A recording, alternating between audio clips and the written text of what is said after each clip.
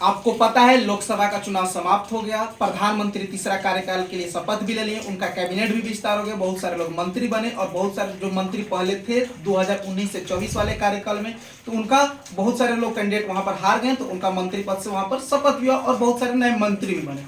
अब यहाँ ध्यान देखिए स्टूडेंट को यहाँ कितना दिक्कत हो रहा है। स्टूडेंट की अगर बात किया जाए, स्टूडेंट कहीं अपने घर से कहीं अच्छा एजुकेशन के लिए, बेटर एजुकेशन के लिए शहर जाते हैं, पटना आते हैं, दिल्ली जाते हैं, वहां पर वो पर मंथ 3000 रुपए रेंट देते हैं, बिजली बिल देते हैं। तो आपको एक लड़का का एक साल का केवल रेंट हो गया 36,000। अब ध्यान से सुनिएगा, ठीक है, जो भी व्यूअर्स इस वीडियो को देख रहे हैं, एक साल का कितना रेंट हो गया? 12 या 36,000। खाना पीना, कापी किताब, ट्यूशन फीस, ये सब बात नहीं कर रहे हैं, केवल रेंट की बात कर रहे हैं। यहाँ पर 36,000 रुपये लग रहा है। अब यहाँ सरकार के द्वारा कोई भी जॉब का वैकेंसी क्रिएट किया जा रहा है, जैसे मान लेते बिहार पुलिस उठा लेते हैं, यूपी पुलिस उठा लेता है, पिछला साल का ही वैकेंसी है, फार्म भरने के लिए 6 महीना के बाद एग्जाम होगा, पेपर लीक होगा, देन एग्जाम होगा, तो उसमें 2 साल का वो प्रोसेस हो रहा है, उसके बाद भी कदाचार एग्जाम होगा नहीं होगा। स्टूडेंट को एकदम एग्जाम जो कंडक्ट करा रहा है उनसे विश्वास क्या हो रहा है, धीरे धीरे टूट रहा है। और बहुत सारे स्टूडेंट ऐसे में क्या कर रहे हैं, कोई भी मान लीजिए कि उनका गरीब लोअर मिडिल फैमिली से आएंगे पटना में पढ़ने, दिल्ली में पढ़ने, तो उनके पास एक लिमिटेड पैसा होगा।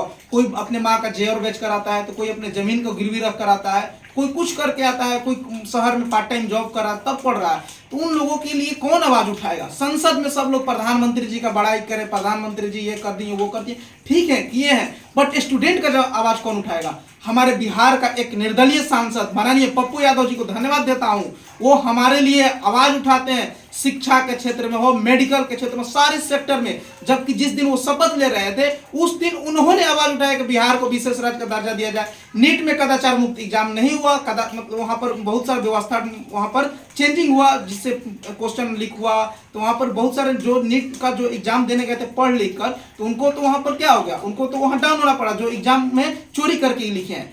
वहां पर तो नीट के लिए भी पप्पू यादव ने आवाज उठाया, रीनीट किया, नीट का कैंसिल नहीं हुआ। एनआईओएस डीएलएड का बात किया जाए, एनआईओएस डीएलएड को सरकार की तरफ से लाया गया था और उसको भी रद्द कर दिया गया, जबकि टीआरई 1 बीपीएससी टीआरई 1 में उनको जॉब दिया गया और टीआरई 2 में क्या कहा गया कि 18 महीने का डीएलएड की आपको मान्यता नहीं दिया जाएगा। तो उस डीएलएड को, प्राइवेट डीएलएड को, एनआईओएस डीएलएड को आखिर लाया कौन? सरकार नहीं लाया, तो रद्द क्यों किया? स्टूडेंट कहां से पैसा जुटा कर ला रहे हैं, इसका आवाज कोई नहीं उठाता है। अब मान लीजिए कि एक साल का 36,000 रेंट हुआ, तब मान लीजिए 36,000 रुपये कहाँ से आएगा?